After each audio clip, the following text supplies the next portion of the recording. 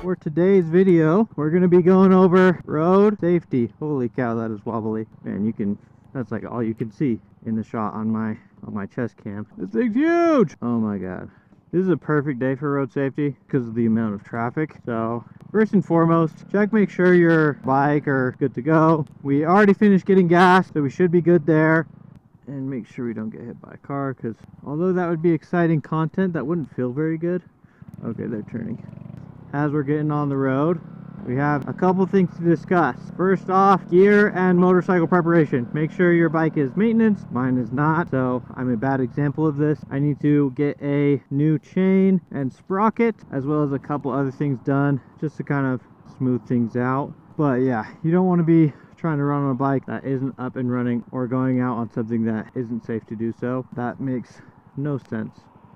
So don't put yourself in danger or put others in danger by going out on a machine that is not in ship shape. You want to keep up on that stuff pretty good.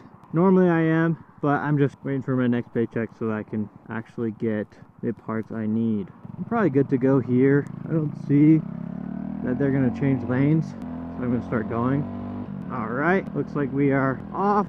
Yeah, so make sure your motorcycle's in good shape. Make sure you're in good shape. You don't want to be going out when you're mentally unwell or could be hazardous to yourself. You want to be pretty on top of it.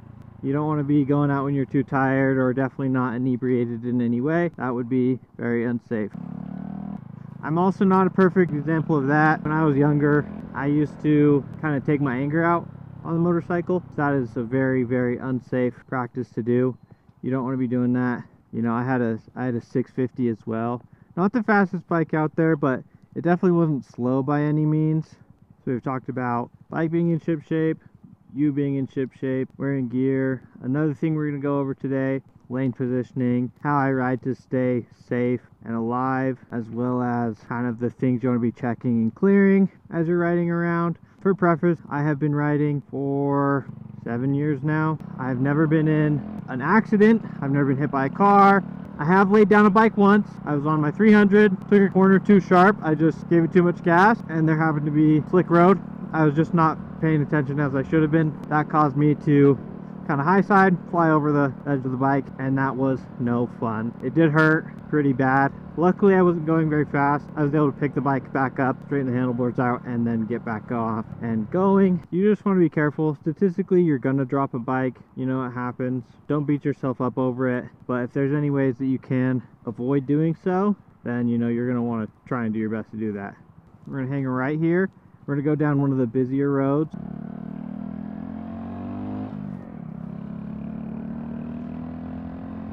We're going to pick our lane positioning. We're going to be pretty particular about that. And I'll explain like lane and road positioning as well as we're going.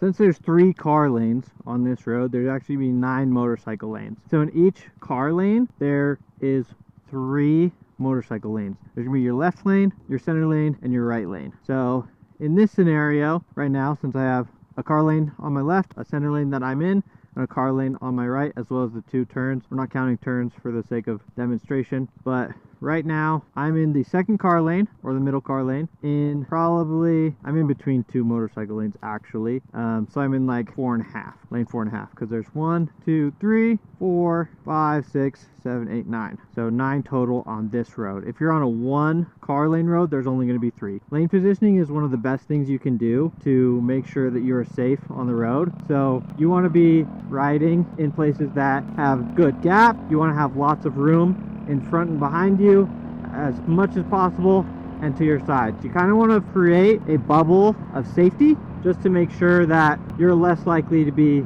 hit by a car, smushed, or you know, anything else that could possibly go wrong. And so you have time to react, right? In case, you know, someone sideswipes you, or someone cuts you off, or someone's not looking and they do a left turn across all these lanes. I turn now. Good luck, everybody else.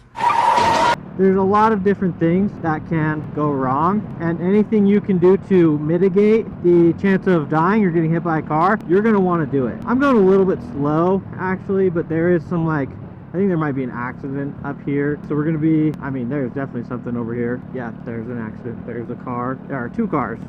on the side of the road. So right now I'm riding in lane 5. There's lots of people over here on the left side of the road, or oncoming traffic. There's a decent amount of traffic around me as well, and I've just found a bubble for myself, so you can kind of see behind me too. I'm riding in a gap, and I'm pretty particular about that because that helps me make sure that I maintain my safety while I'm riding the bike.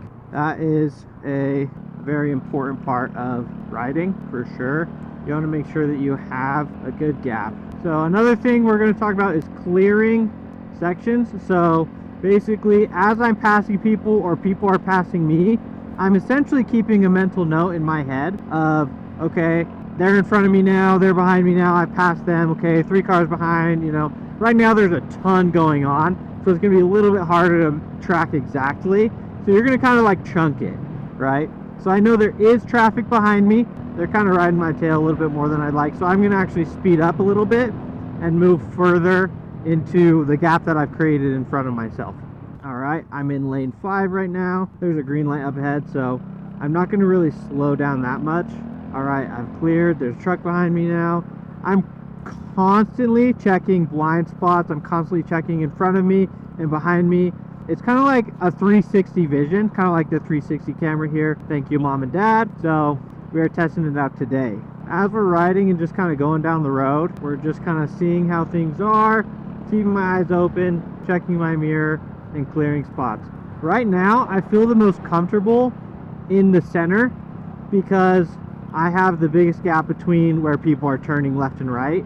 I have a good kind of bubble around me. I can use cars as protection too, because if there's a car right there, that truck wasn't going to turn. You know, they can see a car. I'm less visible than any car, and so I'm going to ride like I'm entirely invisible. Like people cannot see me at all.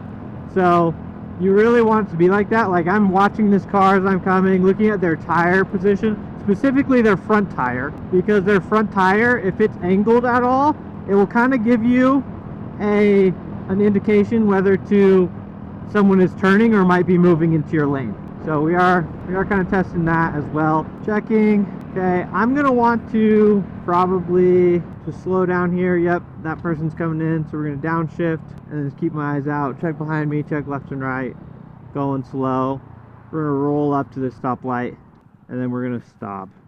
We're checking all around us. Is there any position that I want to be in, right? Not particularly. I kind of still like my lane positioning here in 4 and 5 of the 9.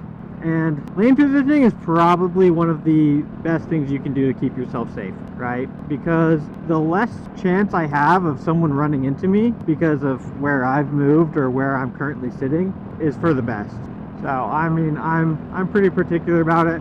I'm not trying to die, I'll be honest. And so I'm actually just trying to stay safe, keep my head on top of my shoulders and not somewhere in the middle of the road. I also want to move over now, so I'm going to go into 5, 6, lane 7. Okay, and we're going to stay in 7 right here, because if someone wants to turn into my lane in front of me, they could, you know, and I'm not going to have any control except for possibly moving out of that lane.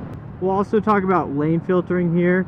In certain situations you can, and certain situations you can't. So in Utah, where I am, you have to follow a strict set of rules. You can't be going more than 50 miles an hour, and it has to be when traffic is stopped and the light has to be red. When the light turns green, you then no longer can actually lane filter, because it's called lane filtering here.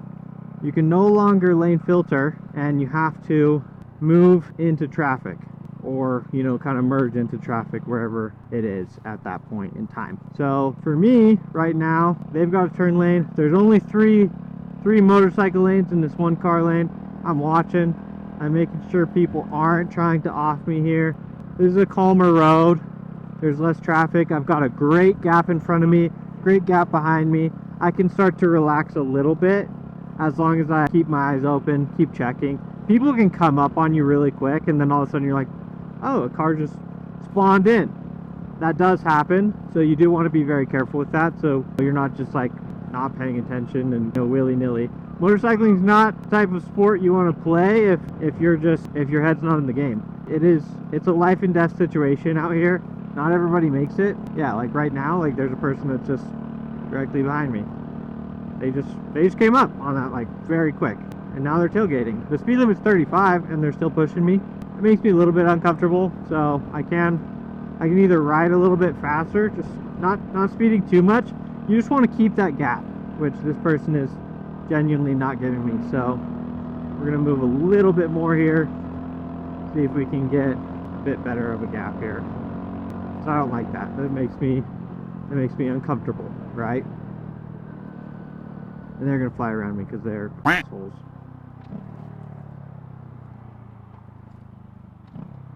And he's on his phone. Yeah. What a douchebag.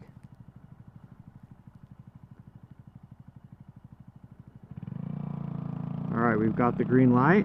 There's no one behind us now. We've got no one super close behind us. No one tailgating like that guy in the BMW. Alright, and then we can kind of pick back up where we left off. So lane positioning is something that is pretty fluid on a motorcycle. Most of the time you don't want to be in two. And the reason for that is that's where the most stuff falls out of cars. That's where the oil is most likely to be. That's where the road has been driven less, and so there's more likely to be gravel there. There's more likely to be just debris in general. And to avoid that, you're going to want to kind of keep an eye out and be aware of your lane positioning in that scenario.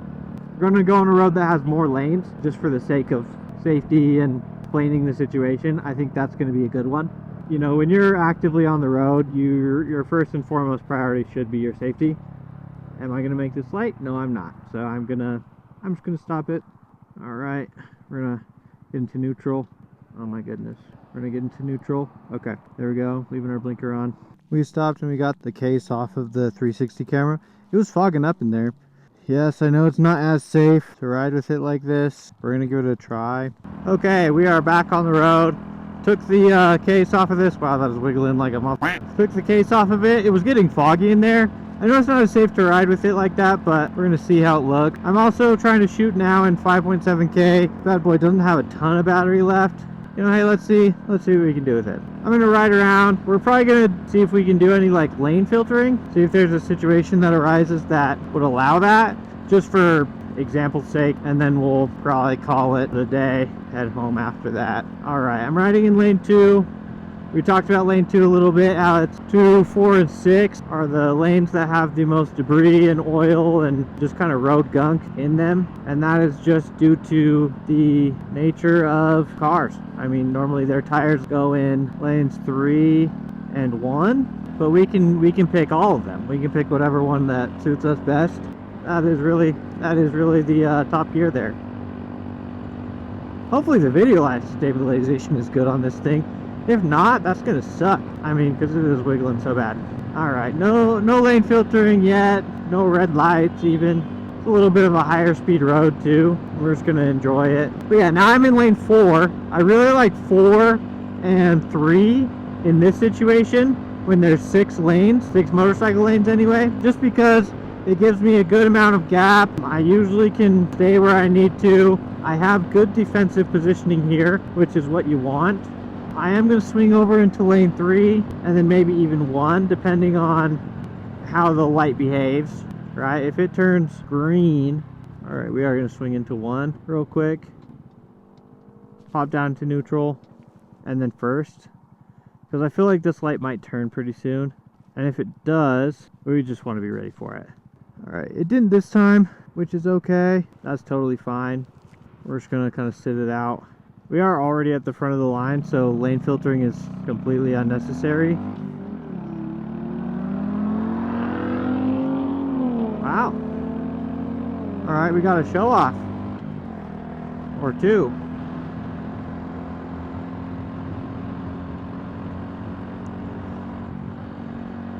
Alright. Yeah, so we're just cruising now. Still recording from what I can tell on all devices, which is good. I'm back in lane 4. Yep. I hope this light turns red like now.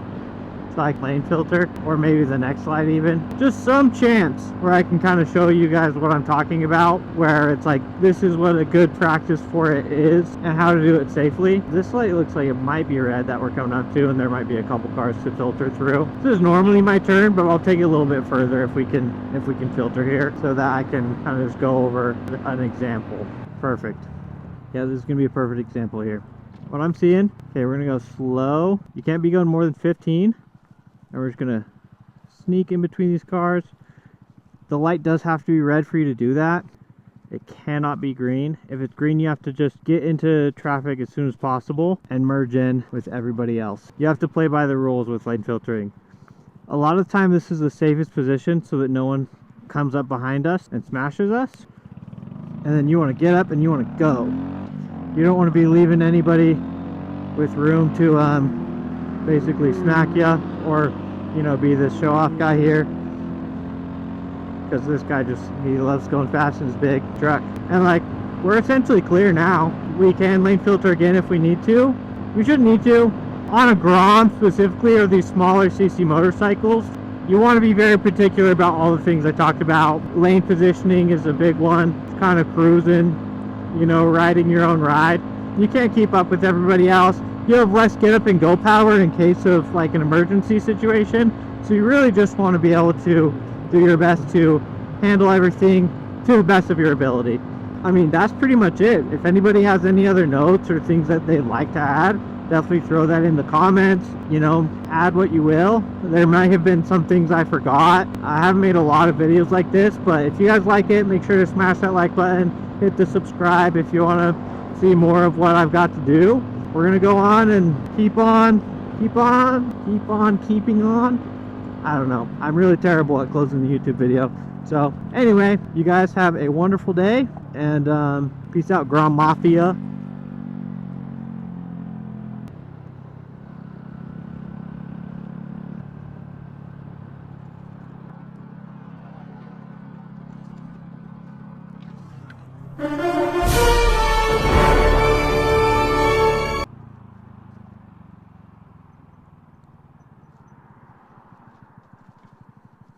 Oh, you guys totally caught that. Yeah, I just saved the camera.